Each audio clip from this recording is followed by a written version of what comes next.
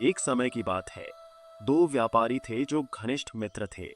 दोनों लंबी व्यापार यात्राओं की तैयारी कर रहे थे और उनके पास लगभग 500 गाड़ियों का एक एक कारवा था जिसमें मूल्यवान सामान लदा हुआ था।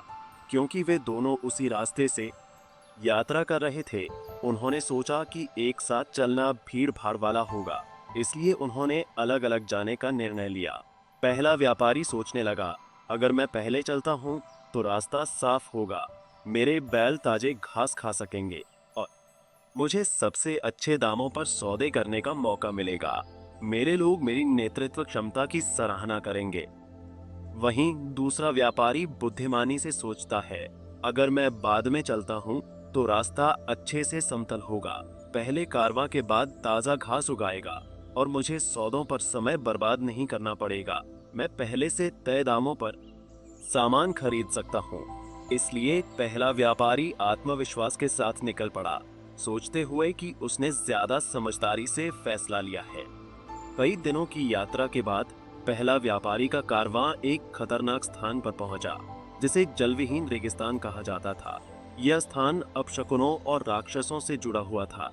इस विशाल वीराने के बीच वे एक अजीब समूह से मिले जो विपरीत दिशा से आ रहा था। उनके गाड़ियों से पानी टपक रहा था और वे ताजे कमल और जल कुमुद लेकर चल रहे थे। उस समूह का नेता, जो खुद को जानकार समझता था, बोला, तुम लोग इतना पानी क्यों ढो रहे हो? आगे एक नखलिस्तान है जहां ताजे पानी और मीठे खजूर मिलेंगे। तुम्हारे बैल थक गए हैं, पानी फेंक दो और उनका बोझ हल्का करो। स्थानीय लोगों द्वारा रेगिस्तान के राक्षसों के बारे में चेतावनी देने के बावजूद व्यापारी ने इन अजनबियों पर विश्वास किया और फिर उन्होंने अपना सारा पानी जमीन पर बहा दिया। लेकिन जैसे जैसे वे यात्रा करते गए, उन्हें कोई नखलिस्तान नहीं मिला, कोई पानी नहीं था। कुछ लोग यह समझने लगे कि वे ठगे गए थे, लेकिन तब तक बहुत देर हो चुकी थी। प्यासे, थके हुए और असहाय लोग और उनके जानवर तेज धूप में सो गए। रात के समय राक्षस अपने असली रूप में लौटे। उन्होंने पूरे कारवां को, लोगों और जानवरों को खा लिया। सुबह होते होते रेगिस्तान में सिर्फ हड्डियां ही बची थीं। कुछ महीने बाद दूसरा व्यापारी अपने कारवां के साथ यात्रा पर निकला। जब वे जलविहीन रेगिस्तान के पास पहुंचे, उसने अपने लोगों को इकट्ठा किया और कहा, यह रेगिस्तान खतरनाक है। मैंने राक्षसों और भ्रांति की कहानियां सुनी हैं। किसी भी अनजाने पानी को मत पियो और बिना मेरी स्वीकृति के अजनबियों पर विश्वास मत करो। आधा रास्ता तय करने के बाद उन्हें वही पानी से सिक्त यात्री मिले जिन्होंने कहा कि आगे एक नखलिस्तान है। लेकिन इस व्यापारी ने समझदारी दिखाई। उसने उनके फूले हुए लाल आंखों और दबाव डालने वाले व्यवहार को देखा और सोचा, जलविहीन रेगिस्तान में नखलिस्तान कैसे हो सकता है? वह अडिग खड़ा हुआ और उत्तर दिया, हम व्यापारी हैं। हम अच्छा पानी तब तक नहीं बर्बाद करते जब तक हम अपनी आंखों से ताजे पानी को नहीं देखते। उसने अपने लोगों को याद दिलाया, दिखावे पर विश्वास मत करो। क्या तुमने कोई बादल देखा है, कोई बारिश महसूस की है, यहाँ नखलिस्तान के बारे में सुना है?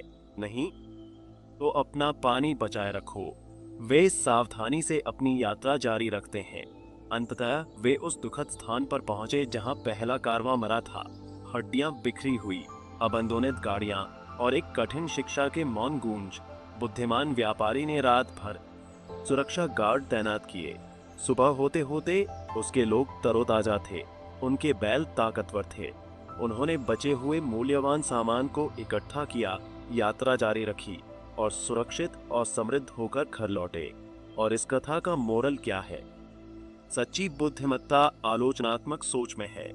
मीठी बातों या दिखावे से कभी धोखा मत खाओ। सवाल पूछो, देखो और अपने विवेक पर विश्वास करो, क्योंकि कभी कभी जीवन या मृत्यु इस पर निर्भर करती है। अगर आपको यह कहानी पसंद आई तो लाइक दें, अपने विचार टिप्पणियों में साझा करें और प्राचीन ज्ञान के और कहानियों के लिए हमारे चैनल को सब्सक्राइब करना न भूलें।